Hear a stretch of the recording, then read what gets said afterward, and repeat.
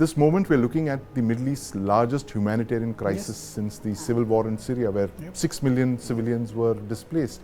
We've got a story on what's going through in Gaza right now, the humanitarian crisis that's unfolding there. Let's listen in. Hamas is here to destroy us. The only choice is for us to destroy Hamas's capabilities.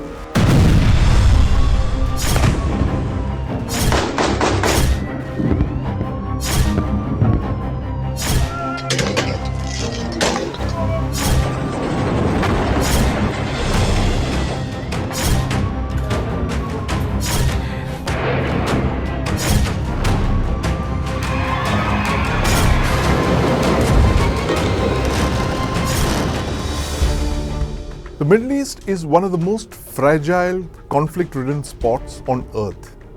In recent years, civil wars in Syria, Iraq and Yemen have created millions of refugees. Now this scenario is set to repeat itself in the Gaza Strip. Over 2 million Gazans are caught in the crossfire between Israel and Hamas. Now the United Nations says that Gaza is being strangled and that the Middle East is on the verge of an abyss.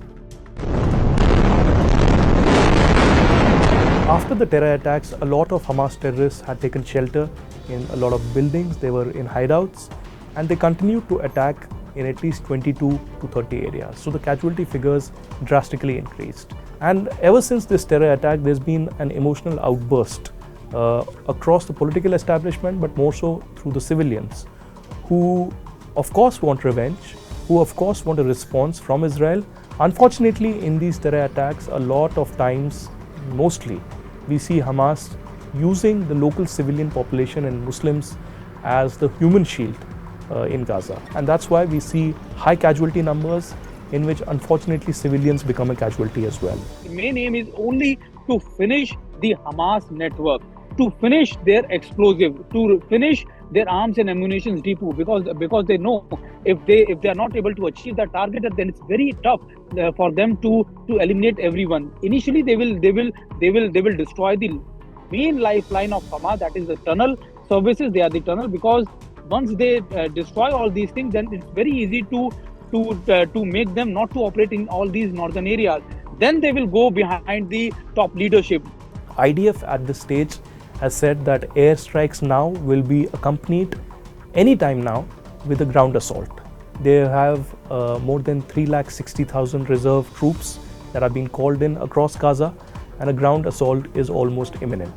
That clearly indicates that the casualties will increase drastically, and many are comparing this with 9/11, but this is 3 times 9/11 if we compare the population of Israel and the United States. That's why the anger is much more, and the response will be even bigger. Any kind of a war or any kind of ethical, response to such terror attacks, of course, cutting electricity, water, or food supplies is inhuman. But what Israel says is that what the Hamas had done in south of Israel was, the biggest tragedy, inhuman, and cannot be tolerated by any democracy. And that's why when Hamas has chosen not to abide by the ethics and rules of war, then Israel also will not support or join this ethics of rules of law and war, and will conduct these airstrikes and cut water, electricity, goods, trade, and any kind of humanitarian aid for Gaza. Russia's war in Ukraine is Europe's bloodiest war since the Second World War. It's killed tens of thousands of people and seen over 6 million Ukrainians become refugees. Israel's war in Gaza could create hundreds of thousands of refugees, but there's an important difference. The Ukrainians were accepted by their neighbors, the neighboring countries, but nobody wants the Palestinians, not even their Arab neighbors who support them politically. The plight of the Palestinians, the nowhere people, is only set to get worse. That's the story of Palestinian civilians caught in the crossfire between the Israeli state and Hamas. And I have with me here our Executive Editor, National Security, Aditya Raj Kaul, who's been tracking developments very closely. Aditya, tell us what the situation is right now after this horrific hospital attack in Gaza. Well, it's almost like a global crisis. Initially, the reports trickling in yesterday at around 9 p.m. That the event happened somewhere between 7 and 8:30 about airstrikes at the Gaza hospital. Initially, the narrative that was created all across was that it was an Israeli airstrike in which more than 500 civilians, including children, were killed. But gradually, there were video evidences that really came in and indicated that this could be a missile or a rocket that was launched by the Hamas or the Islamic Jihadis, Right. and it was misfired.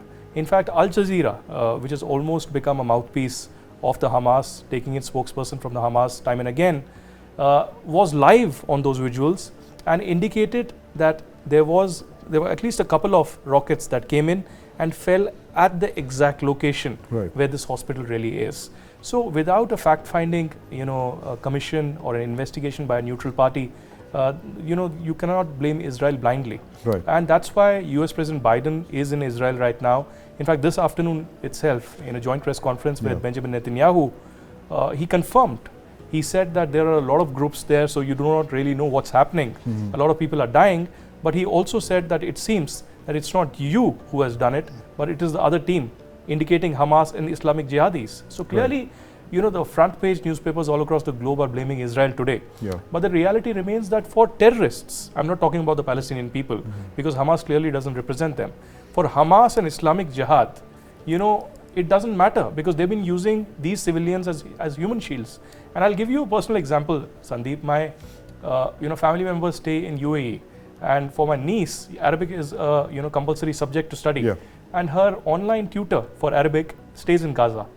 And she has been trying to leave Gaza for the last 1 week.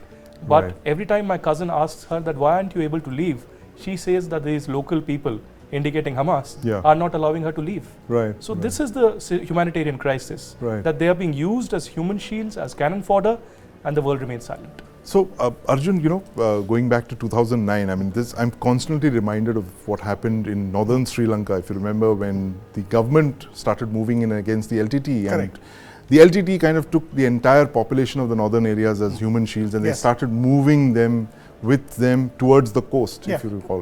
Do you see a similar situation unfolding here based on what Aditya just told One us? slight difference with what happened at that time is that the LTT leadership was isolated. Right. They had no refuge in any country. Right, they weren't sitting in any They other weren't sitting foreign in country. a foreign country. Right. Prabhakaran was right there with his with his terrorists, entire leadership, so to say. I won't call them troops, they are terrorists at the end of the day. So there's a difference here with no backup. There was nowhere for them to escape. Yeah. The difference here is that the Hamas with the leadership, not here. What kind of leadership is this that leaves the people of Gaza to face the brunt, which is expected? Do you think that in 7th October, when the Hamas carried out this, do you think that they didn't know what kind of retaliation will happen from the Israelis? So they clearly That's knew understood. that, right? And And which is why they took those this is where hostages, the- 200 plus hostages. It's not just that, of course. Besides that, Israelis are not stupid. They knew that hostages will be taken. There will be a.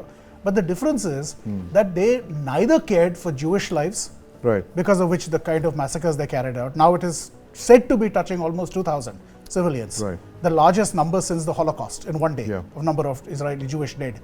And the other side of it is that they don't even care for the lives of the Gazan citizens, so Arab civilians. Right.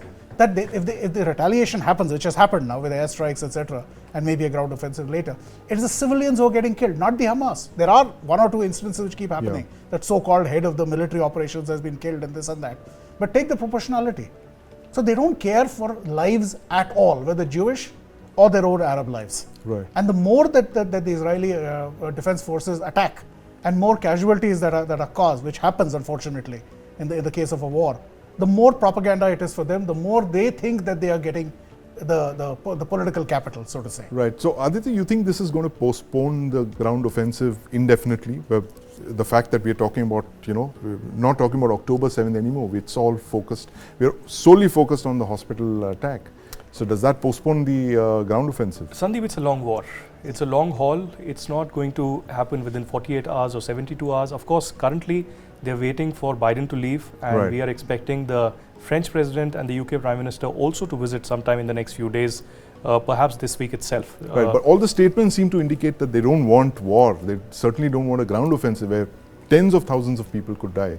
Yesterday a statement came in from Hamas indicating that they will release all the hostages if Israel stops bombing. Right. That was really a kind of a messaging that they're doing, a narrative being set up by Hamas that they care for humanity. Now imagine they are keeping the hostages and they're still playing this game of being the saviors of the Gazan people. It's hypocritical. It's clearly hypocritical, and just like Arjun mentioned, I mean the entire leadership of Hamas is enjoying their life in Qatar. They have private jets, they have villas, they have huge property. I mean, Hassan Nasrallah and all others, apart from Hamas, Hezbollah as well, they are probably the richest, non-state actors globally. So what are they really complaining about? Do they really care for the local civilians or children? It's more a messaging. It's more a propaganda that's being done globally, and they are desperately trying to unite the Muslim world.